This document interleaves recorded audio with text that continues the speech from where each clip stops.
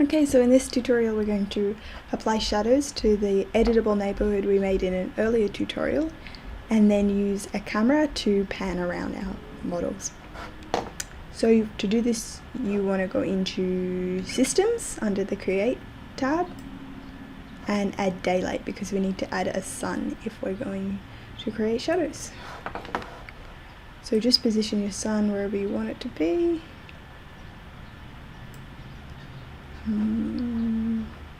That there looks good to me.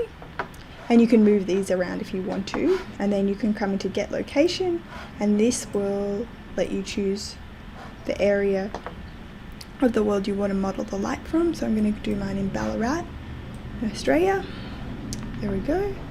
And this will let us cast shadows in our model. If you want to come into Realistic, you might be able to see them better. And zoom right in. Oops, sorry, I've just added another sun. Zoom right in, and you can see that you've got your shadows being cast around. Okay, so now that we've got some basic shadows in, you're going to be able to see them when you do a render.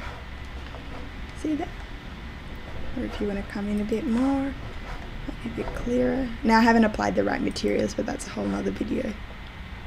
See those shadows on your street? And then if you come into motion, you can actually change the time of day and have your, oops, I've gone right into the night, have your shadows move as the day progresses. And change the time of year so that you've got longer shadows, shorter shadows, depending on where the sun is at that time of year. Great. So that's a basic introduction to shadows and sunlight.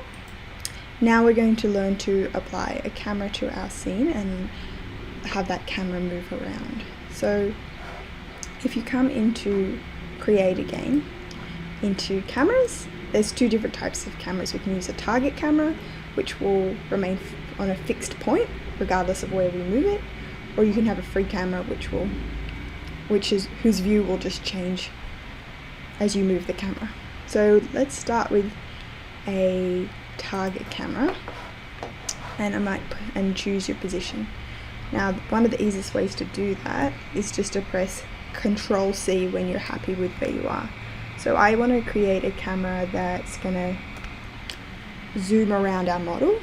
So I might just choose I like this view here, and now I just press Control-C, and this little perspective is going to change to camera once I've done that. See?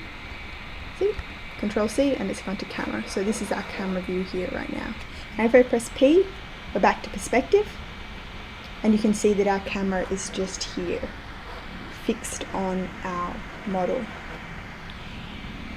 Now, the next thing I want to do is I want this camera to move around our model. So you can draw a circle and create split shapes, splines, draw a circle around our model. Oops. Draw a circle around our model. Like that. And then I want to move it to a height that is just above.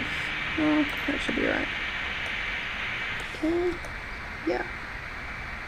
Like that height. Okay. Now you select your camera, and then you come into Animation, Constraints, Path Constraints, and you'll get this little dotted line, and that's going to let you choose your path. So you could have this camera running on a straight line, on a squiggly spline, anything you like, but I want to circle in this example. So click on the circle, and now if you move your time bar at the bottom, your camera's going to rotate around that circle.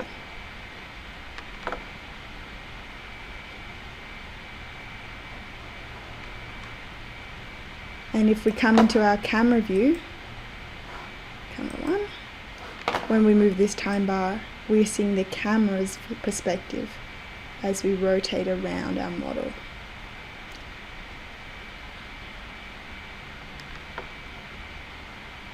Now if you're unhappy with the view, you can go back and change that, or change your spline.